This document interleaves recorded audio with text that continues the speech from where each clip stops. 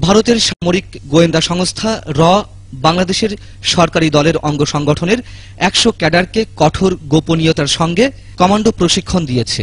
উদ্দেশ্য ২০১৩ সালের মধ্যে দেশের কিছু রাজনীতিবিদ, মিডিয়া ব্যক্তিত্ব এবং নাগরিক সমাজের প্রতিনিধিদের হত্যা এবং গুম করা।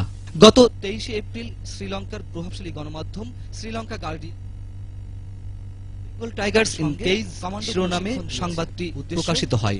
এমন সংবাদে উদ্বিগ্ন বাংলাদেশের নিরাপত্তা বিশ্লেষকরা। হতেই পারে উপমহাদেশে আইএসআই বলেন, ভারতের র বলেন, এদের যা ট্রেনিং, এরা সবাই আমেরিকার থেকে ট্রেনিং প্রাপ্ত, এরা সবাই ব্রিটিশ থেকে ট্রেনিং প্রাপ্ত। শ্রীলঙ্কা গার্ডিয়ানের অনলাইন সংস্করণে বেঙ্গল টাইগার্স ইন কেজ শিরোনামে সংবাদটি প্রকাশিত হয়। এমন সংবাদে উদ্বিগ্ন বাংলাদেশের নিরাপত্তা বিশ্লেষকরা। হতেই পারে উপমহাদেশে আইএসআই বলেন, ভারতের র বলেন, এদের যা ট্রেনিং, এরা সবাই আমেরিকার থেকে ট্রেনিং প্রাপ্ত, এরা সবাই ব্রিটিশ থেকে ট্রেনিং প্রাপ্ত। ব্রিটিশের উদ্দেশ্য হল ডিভাইড অ্যান্ড রুল।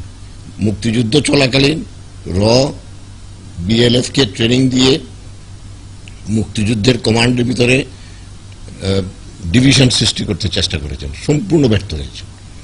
কেউ তাদের কথা শুনে নেই, ইভেন কি জেনারেল অরোরা পর্যন্ত তাদের কথা শুনে নেই, যে জন্য তারা রক্ষী বাহিনী করে ফেল করেছে।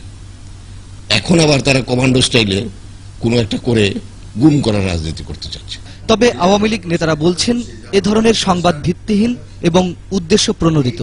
একটি পত্রিকা কি কারণে ছাপিয়েছে, কেন ছাপিয়েছে, র তাদেরকে ট্রেনিং দিচ্ছে যুবলীগ কর্মীদের, এইগুলো কিন্তু একটা আমার মন করা স্টোরি, এবং it is motivated by some quarter.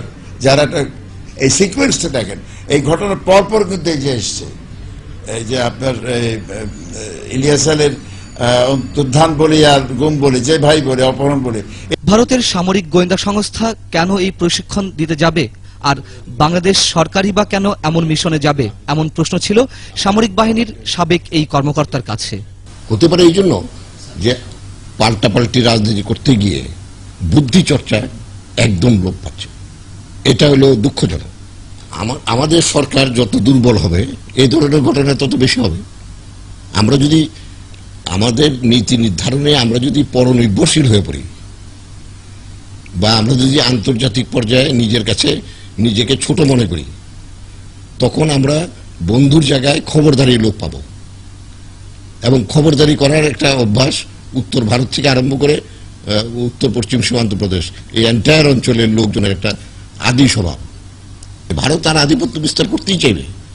আপনি যত নরম হবেন, ভারত তত বেশি আধিপত্য বিস্তার করবে। আপনি যত জ্ঞানের অভাব হবে, আপনার শিক্ষার অভাব হবে, রাজনীতির চর্চার অভাব হবে, গণতন্ত্র চর্চার অভাব হবে, ভারত তত বেশি আপনাকে পেয়ে বসবে, তত বেশি এইসব গুম রাজনীতির প্রশ্রয় কারা দিচ্ছে, যারা অনুপযুক্ত তারা দিবে।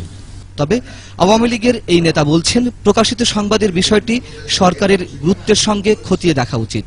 শ্রীলঙ্কা হাইকমিশনে আমাদের কলম্বোতে যে আনেছেন, সেখানে তাকে যোগাযোগ, তাকে বলা হবে what is the matter about, এটা তো প্রসেস। তবে সংবাদটির সত্যতা থাকুক বা নাই থাকুক, দেশের চলমান পরিস্থিতিতে এমন সংবাদে আতঙ্কিত সবাই। মঞ্জুরুল আলম পান্না, ২১ টেলিভিশন, ঢাকা।